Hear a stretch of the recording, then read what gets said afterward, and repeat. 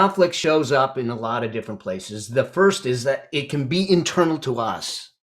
What do we do? It could be a values conflict. It could be an emotional conflict, but there's internal, there's external, there's relational, there's transactional, there's legal, there's personal, all of these places where we might not think that conflict exists because it may seem like conflict is a big word. And that's why I said, well, maybe it's just friction.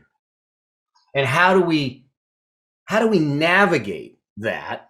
How do we negotiate that? And how do we mediate that becomes really important, because what I think that we are in a time where, whether it's social media, whether it's media, whether it's just societal norms, whether it's culture, we've lost the art of communication.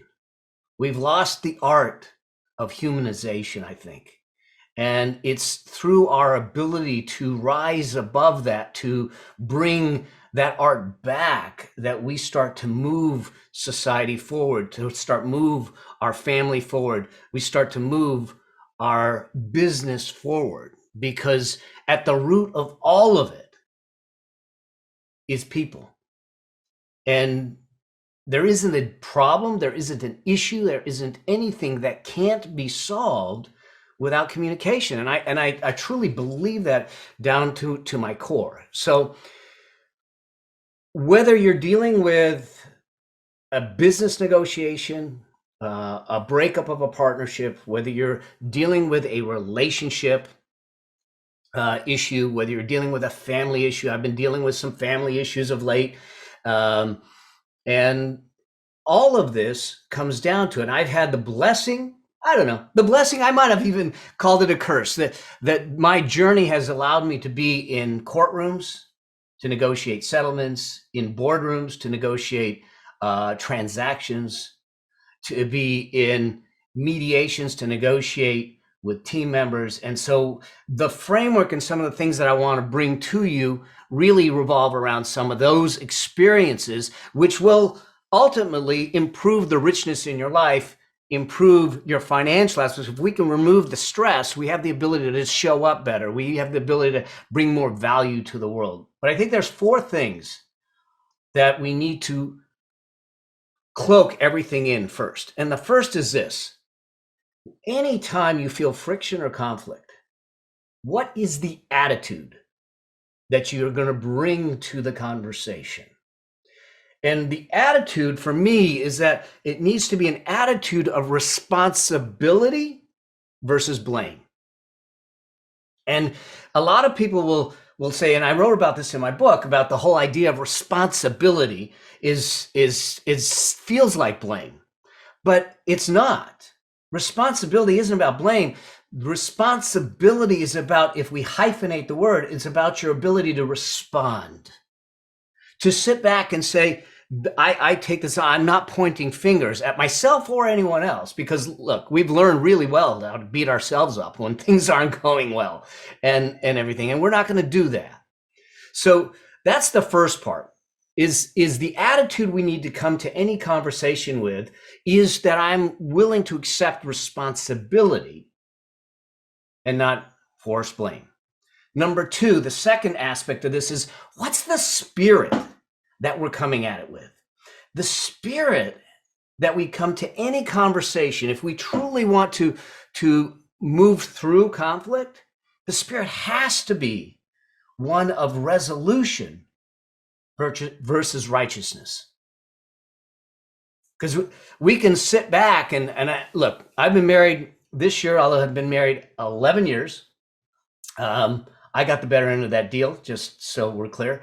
I've been married 11 years to an amazing woman, and yet there are times that we've had challenges. I mean, let's face it, our first year was a rocky one, but it wasn't until I looked at our relationship and said, am I coming at this to try to be right? Am I trying to justify my actions? Am I trying to justify my attitude? Or I'm trying to come to this because I'm trying to resolve something with the woman I love. And you may feel that in something in your life today. And so I just ask you to step back for a moment and say, am I approaching this? Is my spirit one of resolution, or is my spirit one of righteousness? Because righteousness may get you to push yourself to say, I'm right, but it may not get you to the ultimate goal. We may win the battle, lose the war. And so the spirit in which to approach this with, I think, needs to be one of resolution. Number 3, and this is all before that we ever start this conversation, is the perspective. Things will happen. I'm going to give you some examples of things that have happened, and the perspective of the conflict, whether it's an error. I remember a dear friend of mine who ran the trading floor, the stock trading floor for Montgomery Securities at one point in time, and they messed up on pushing out a software upgrade on the trading platform just before he got on a plane. Now, this was back in the day where we didn't have cell phones. They were always pagers, okay? And as soon as he gets off the plane, 3 hours later, the pagers are going off. So he goes to a payphone, okay? Those are things you put the coins in, calls the office, and they say, our trading floor has been down and we haven't been able to place trades for the last 3 hours. Totally screwed it up, okay? Cost them $5 million. And the perspective, he thought, oh my gosh, I'm fired. I'm fired. And his boss said, why would I fire you if I just paid such a cost to educate you of how not to do something? Perspective shift. And so the perspective, when we come to conflict or friction, needs to be one of lessons versus wallowing. Things happen. But if we wallow in it and we don't extract the lessons out of it, we can never move from it. Hopefully this is making sense to you, okay? And then the 4th element is that before I ever approach a conversation, this is about the tact. The tact has to be from a behavior standpoint versus a personal standpoint. In other words, it's the behavior that maybe went wrong that we want to talk about, and not the person that did wrong that we want to talk about. Because when we personalize it, it becomes a challenge to try and move us to resolution. And so we want to make sure that we're focused on behavior. So attitude, spirit, perspective, and tact, when we have those before we ever approach the conversation, now we can go into a conversation differently. So good to be here with all of you today. I want to talk about this whole idea of reinvention. Here's my belief, and when this kind of topic came up, I started to think about, my journey. And I actually think that life is just a constant state of reinvention. It truly is. And we have a choice of how that's going to play out, because reinvention equals, to me, it equals progress, it equals growth. Put it the other way around. If you want growth, if you want progress in life, then it's going to require us to reinvent ourselves, and it doesn't have to be some crazy go in a cocoon and sprout out a butterfly kind of perspective, but it can, because I think that our reinvention can be one of 2 ways. It can be evolutionary, incremental, if you will, or it can be revolutionary. I mean, a huge jump. And I'll give you some for instances, because I think that this is important for us to understand that there are triggers that will cause us to reinvent ourselves. And those triggers can simply be something like choice, okay? Choosing to do something. When I was working for the big consulting firm in downtown Los Angeles, I realized I was miserable. I realized I was living someone else's life. And so I made a choice. I walked in and I quit. I said, I'm done. I'm out of here. I'm not doing this anymore. It was choice. Okay. Another trigger could be events. We had the pandemic. I had cancer. It could be a marriage. It could be a birth of a child or a grandchild. It could be a breakup. There are events in our life that allow us to start to look at things and say, I need to re-examine. And I'm going to give you a framework to walk through this, because when I look back on my moments of reinvention throughout life, there's a pattern. There's a pattern in a process that I've used throughout, whether it's recovering from the Ponzi scheme or anything else. I think that there's a pattern and a process to use and make it happen. Now, one of the things to realize is interesting. Someone, Joan, put retirement. It is an event in life. Here's an interesting thing from a guy who talks money. Most of my work is to help people create wealth, to create financial freedom, to give them the affluence way. Here's the interesting thing. When we transition to retirement and we're starting to try and spend that wealth, man, so many people have a hard time with it. There's a reinvention point right there in doing that. The other thing that can trigger reinvention is health. Many of you know that in 2019, I was diagnosed with bladder cancer, and I'm happy to say I'm 2 years clear and clean after 3 surgeries, 4 tumors, and 43 treatments.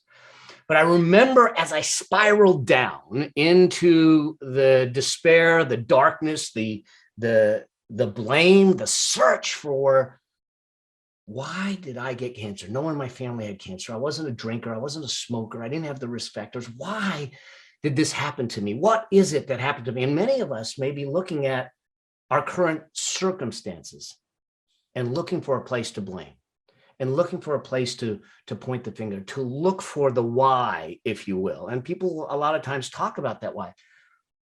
Here's what I realized. The more I spent time looking backwards in my past to try and find the reason for the cancer, the darker, the more despair, and the more I spiraled down. And it wasn't until I said to myself and asked the question, what if the reason for the cancer isn't behind me, but it's in front of me? What if my why is yet to be defined? Now that empowers me, and that gives me the opportunity to look at it through a different eyes.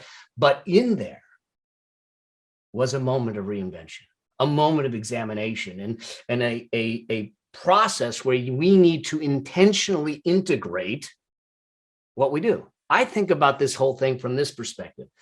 We're a pound of clay, and we're outside of ourselves. We're the sculptor, and we get a chance to chip away the things that we don't want and to leave the things that we choose to have. And that's where reinvention comes from. So here's the thing, as I think one of the first things that we need to bring into our place, there's 3 things that it takes. And the first is awareness. If I'm truly not aware of what's going on, and I'm just kind of going through life, we got in a boat, we're on a current, we don't have rudders, we don't have oars, and we're just floating. We're just floating. The problem is that we then end up, like Bronnie Ware said in her book, The 7 Regrets of Dying. One of the biggest regrets was living someone else's life. So we end up living a life that wasn't meant for us. And so what ends up happening is that I think ultimately, if we're not careful here, you end up in a situation where you're living life, and this might be confronting for some of you, but the empowering thing is that with that, it gives you the control back. We might be living life oblivious. We might be living life mildly miserable. I remember a dear friend of mine who got in a car accident, got hit by a car. He had a hip problem. He was in the martial arts with me, and he lived with the pain in his hip for decades. And then all of a sudden he went and had a surgery, not a hip replacement, but a special surgery. And he didn't walk out, but after he started walking, he looked at me and he said, I had no idea how much pain I got used to. And how many of us, we get used to what's going on in life, and we get used to the pain. It's just our existence, and we just keep going. Whereas what ends up happening is that there's 2 things that I think will help us pass through this phase. And the first is this. is to make sure that you come at it with this idea of curiosity, with that child's mind to say, I'm just curious. I love the question of what if it were possible? What if it was possible? What if it were possible for you to have $1 million a year? What if it was possible for you to live a vibrant and healthy life? What if it was possible for you to have a wonderful, loving relationship? Because in the end, it is. And when it is, you need to do the second thing, and that is to make a decision.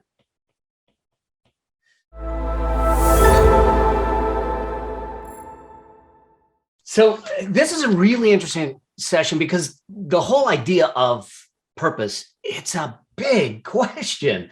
And I sat there thinking about the theme, and here's this financial guy, this accountant that is going to talk about purpose. And I think that there's some things that I want to come to you with. One is I'll probably start off a little more philosophical than you would expect an accountant to do or a financial guy to do. And then we'll get tactical and we'll get to money, and we'll really try to mold it around your money game and your wealth creation game, but really starting with this idea of purpose. And so I wasn't going to do this, but this morning I get up early, and I was up at 4:30 this morning, and I usually do my writing, my journaling, and thinking. And this morning, I'm going to take you into my journal, which could be a little bit scary. It could be a little bit nutty, but I just want you to understand what I'm thinking about when it comes to purpose. Because I think that when you talk to a lot of people in the coaching and the mentoring and everything, when they are struggling with this idea of purpose, there's this angst around it. And I'm not sure that we need the angst. I feel like it's the angst that's going to keep us away from the purpose. And so hopefully some of this will give you some things to contemplate, some things to consider. And the first thing is to really understand that purpose doesn't, and this is where I think we disconnect, purpose doesn't necessarily mean that you'll be happy. Happiness and purpose aren't the same thing. And so we need to start to understand why we're looking for purpose, why we're looking for meaning, and what is going to truly give us happiness. I remember, I had a bike accident in 2009, and it was a mountain bike accident. I flipped my bike. I was riding down a hill, 25, 30 miles an hour, because I was coasting as fast as I could. And I was right into the gym. I was angry. I was distracted. I was not paying attention, and my shoelace got caught. And I clipped the brake. I flipped the bike. It came down on my head on concrete. And before I knew it, I'm waking up with a grade 4 concussion. I'm stuttering. I have no feeling on the right side. And a dear, dear friend of mine, as I was recovering that next week, comes over. He says, I'm taking you to lunch. Now I'm in a neck brace. I can barely move. I'm sore. I don't know what's happening with not feeling on the right side. And we go to lunch, and he's looking across the table at me, and he looks at me and he says, how much is enough? I go, what are you talking about? And he said, how much is enough? Because the reality is that the reason you got into this bike accident is because you were distracted, because you were angry, because you weren't present in the moment. And if you don't know where your finish line is, if you don't know what enough is, you'll get back on that bike. You'll go pedaling again. You'll go after it again. And you'll have another accident until you get the message. And it got me to understand that there's this drive for purpose that's not the same as the need for happiness and contentment and appreciation for what we have. But then the other thing that I realized is that purpose is likely not one thing. We seem to want to come together and say, what is my overall purpose in life? Now, I started to do that, but what I really realized is that I get different purposes. I have a different purpose as a grandfather. I have a different purpose as a husband. I have a different purpose as a mentor, as a coach. Now, I can look backwards, as Steve Jobs says, and start to connect things and see a theme across all of them. But that's actually, in retrospect, not looking towards the future. And so if we're okay with starting to understand that maybe, just maybe, I have more than one purpose, and maybe there's a purpose for this season, and maybe there's a purpose for this context, it allows you to have the opportunity to find yourself in purpose in the moment right now. The other thing that I wrote down was this, that purpose isn't and may not be in isolation. I'll be married 11 years, and my purpose and my wife and I both have a combined purpose that we bring together. And to look at this and say that I don't need to be alone in my purpose. I don't need to be siloed in my purpose, and that it may be revealed to me over time. And truly, purpose becomes more of the discovery on the journey of where we're going from. Because I came out of school, was going to be a typical accountant, realized that wasn't my purpose. That wasn't what I wanted to do. I wasn't happy. I decided that I was going to get out of it. And I kept searching and I kept searching. And what ends up happening over time is that it's a process of discovery. And here's the three things I think you need to start to unveil and allow your purpose to reveal itself. And the first is an openness to accept what is, an openness to accept the possibility that maybe it's a different path than what you're on, or an openness to accept that it is the path you're on. That doesn't mean that it's always joyous. And in fact, I will challenge that maybe there is a reason for that. So the first thing is to have an openness to accept. The second, I think, is to have a courage to act. There's so many people, like I've got an identical twin brother. Yes, he looks exactly like me. We have our wives believe that we share the same brain, and it's just a matter of which one is using it at the time. So we look exactly alike, but he worked for someone for 35 years, and yet he was unhappy. He hated every day. He was dreading it every day, but he didn't have the courage to act until he did. He finally did, to make a decision, to make a change, to say, I wasn't destined for this. And so I think that if we have the openness to accept, we then need the courage to act. And then once we have the courage to act, then we need the dedication. Number three is to have the dedication to become. The dedication to become of who you were meant to be. I think if we really strip everything down to what we're here to do, is to live our lives fully expressed, fully immersed, fully experienced. So when we get to the end of our time, whenever that is, we can look back on that life and go, like the song says, I did it my way, and you have some peace.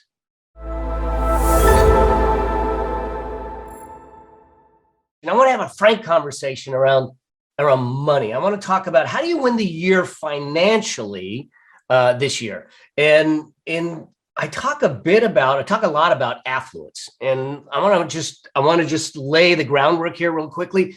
And those of you that know me know that it's not a training with me if I don't do any kind of drawing. So I might just do some drawing on the iPad for y'all and everything. And that is this, is that affluence is often confused with opulence. And that's not what I mean. Actually, affluence has four aspects to it, and I'm going to draw it out for you, and you'll see it if you stay here. You'll be able to see it this way.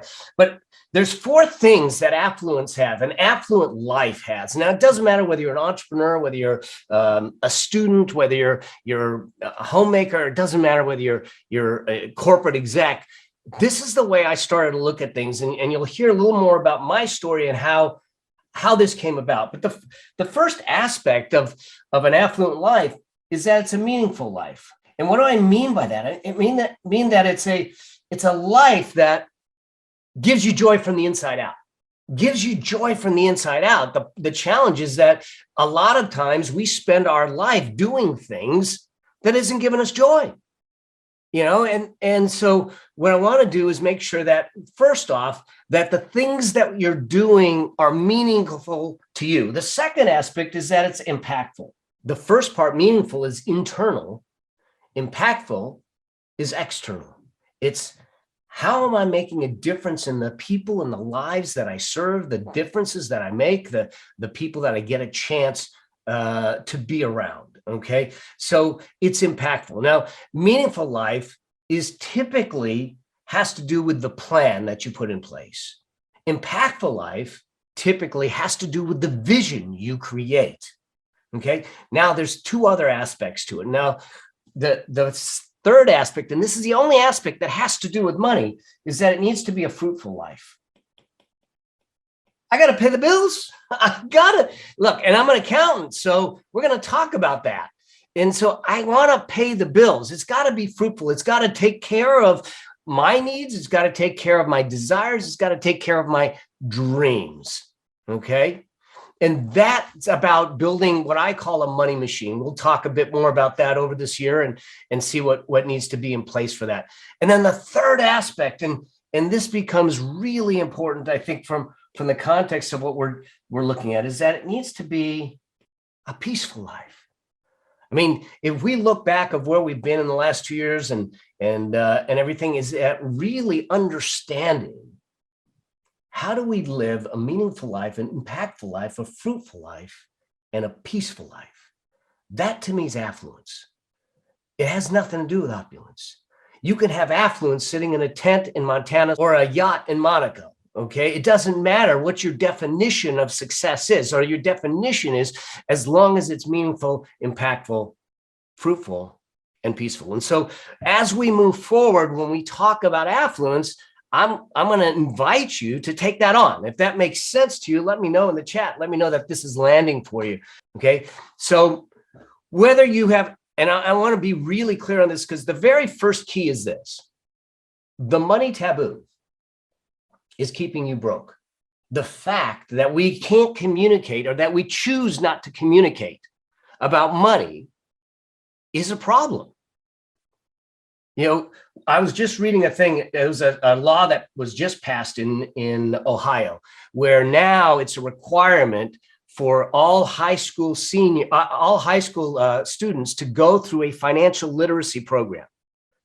And when we do some numbers here, you'll start to see how we can cure the financial ills. Now, the problem with the money taboo is we all have these stories. We all have these emotions, and I have them.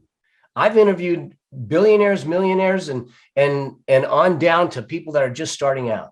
And without question, every single one of them has some level of shame, blame, embarrassment, or guilt around money. Some because they have money, some because they had it and lost it, some because they don't have it, some for whatever reason, it's there. So the stories are something that we need to deal with. But if we have money problems, we can't solve money problems without having money conversations. How many problems in this world ever get solved without a conversation? So what I want to do is make sure that we have sane, safe conversations around money. And the first things to do is for you to commit to saying, I'm going to have a conversation. I'm not going to shun this money conversation. And I would be, I'd be remiss to do this if I didn't say this. I actually believe that there is no such thing as a money problem. Now, you might be saying, Mel, I'm trying to pay my bills. I'm trying to figure this out. What do you mean there's no such thing as a money problem? Now, this is hard for people to take on sometimes when I say this, but what you're really dealing with is a money symptom. See, where we are financially is a symptom of our behaviors, our habits, and our choices of the past. Okay? Everything's a money symptom of what we've done in the past. Here's the tough part of that. I now have to take responsibility of it. Remember what I said. You have to take responsibility. I didn't say blame. Okay. I am not without mistakes. I lost 1/3 of my net worth in a Ponzi scheme, well into 7 figures. Me and two other buddies, between the three of us, we lost $4.5 million. Okay. I had to take responsibility for it. I didn't take the blame, but I took responsibility because then it gave me the opportunity to say, I can change my behaviors. I can change my decisions. I can change my choices. And now I can change my money symptoms. And so it's important for us to start to have these conversations at a level that we start to understand that we're in the behavior game. It's not a money game when we look at it. So that's key number one. This can be your day for personal growth. This can be that day you committed to and you remember and you go, that was the day I got myself a community. I got better coaches. I committed to making my life the absolute best that I could. This is that day. Make today your growth day. Click the button on this page and sign up right now.